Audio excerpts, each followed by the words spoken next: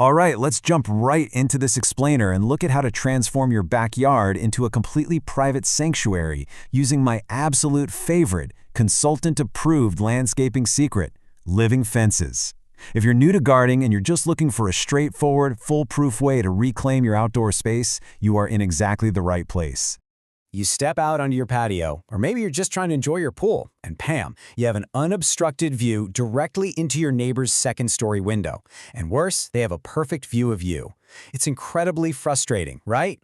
If you're tired of your neighbors watching you, you probably feel completely powerless to use your own property. Most folks just put up with it, or they completely change their behavior. But honestly, you really shouldn't have to. The traditional solutions out there are frankly pretty flawed. You or your neighbor might drop $14,000 on a standard wooden fence, but a 6-foot wooden panel does absolutely nothing to block an elevated view. Plus, it's totally static. It just sits there, and within 15 years, it's rotting, it's warping, it's leaning, and it's begging to be replaced. Now compare that to a living fence. It's a practically free alternative that grows taller and thicker every single year. It actively solves your privacy problem, lasts a lifetime, and actually improves with age. It's a total no-brainer. Moving right along to Section 2, Avoiding Neighbor Disputes. Look, I get it. Everyone wants a privacy screen yesterday. Because of that impatience, a lot of people's first instinct is to reach for running bamboo. But I am warning you right now, this is a gardening nightmare waiting to happen.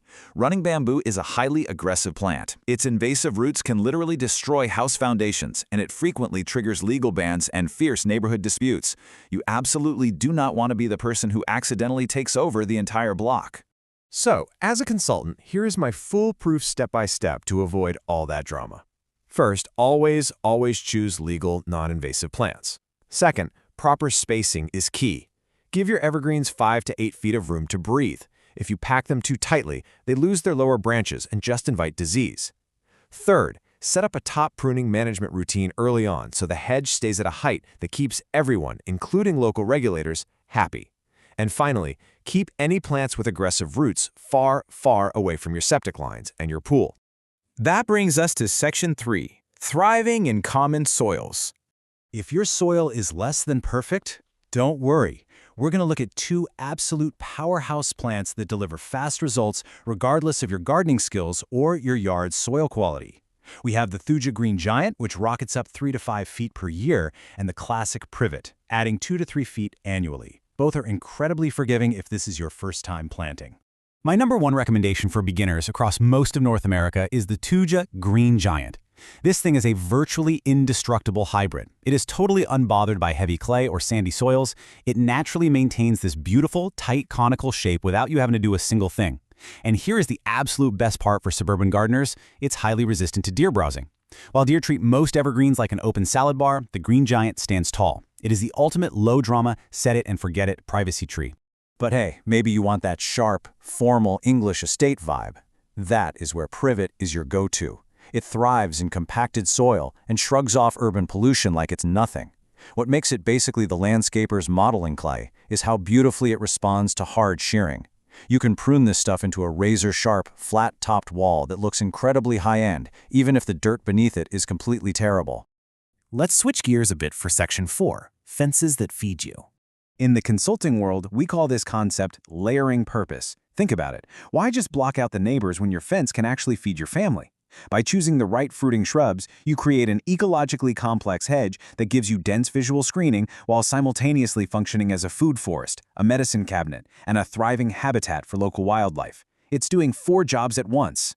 Take elderberry, for example. Most folks never even consider it for fencing, but it is incredible. It reaches 8 to 12 feet in just 2 to 3 years. It has this dense, multi-stemmed structure that is absolutely perfect for a visual screen. But the real magic? Every single year, it rewards you with highly medicinal dark berries, perfect for immune-supporting syrups and jams, plus these gorgeous fragrant white flowers for cordials. It even tolerates wet soils and partial shade, making it super adaptable. Now, if you have really difficult soil, here is a major pro secret. Check out sea buckthorn and rugosa rose. Sea buckthorn is absolutely perfect for coastal salts and poor soil. It has formidable thorns that act as a high-security deterrent, all while producing dense clusters of bright orange berries packed with vitamin C. Then you have the rugosa rose, which thrives in poor sandy soils where literally nothing else will grow. Its stems are covered in dense, fine prickles that stop intruders cold, yet it rewards you with continuous, fragrant flowers and highly nutritious, edible red rose hips. Both options give you an impenetrable barrier alongside premium harvests. And get this, it's wild just how tough these plants are. Sea buckthorn, for instance, can withstand temperatures down to -40 degrees Fahrenheit. -40. It just goes to show that you can have a highly productive, secure, and beautiful living fence even in the absolute harshest, coldest climates imaginable. Which brings us to our final part, Section 5, the Osage Orange Legacy. Let's step back in time for a second.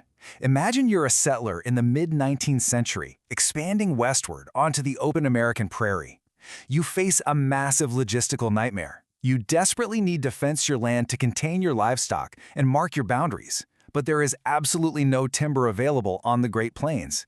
No trees meant no wooden fences. What do?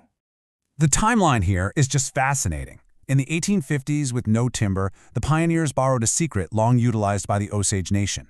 By the 1860s, they're planting hundreds of millions of Osage orange plants by the mile, creating these massive living fences. The sheer impenetrability of this hedge was so astonishing that in 1874, it literally forced humans to invent barbed wire. A guy named Joseph Glidden patented his metal wire specifically to replicate what the Osage orange plant already did naturally. How cool is that? This plant is an absolute tank. The Osage orange features formidable interlocked thorns for supreme security. It produces the hardest, most rot-resistant hardwood in North America. In fact, Osage wood posts have been pulled out of the dirt after over 100 years and found essentially intact. It creates what the pioneers called a horse-high, bull-strong, and hog-tight barrier. And of course, true to our theme of thriving in tough conditions, it flourishes in drought, heat, wind, and heavy clay. So the main takeaway I really want you to remember from this explainer boils down to this. Nature solved the privacy problem thousands of years before the fencing industry was even born. The most permanent, effective, and beautiful landscaping solutions are the ones that literally grow from the ground up. And that brings us to the end of our guide. Whether you want the rapid, beginner-friendly growth of the Thuja green giant, the layered edible harvest of an elderberry, or the historic, impenetrable security of the Osage orange, the absolute best time to start is right now. Every single day you wait is a day of growth you are missing out on. So what's it going to be? Which of these living fences will you plant to reclaim your privacy today? It's time to put a plant in the ground and start your own legacy.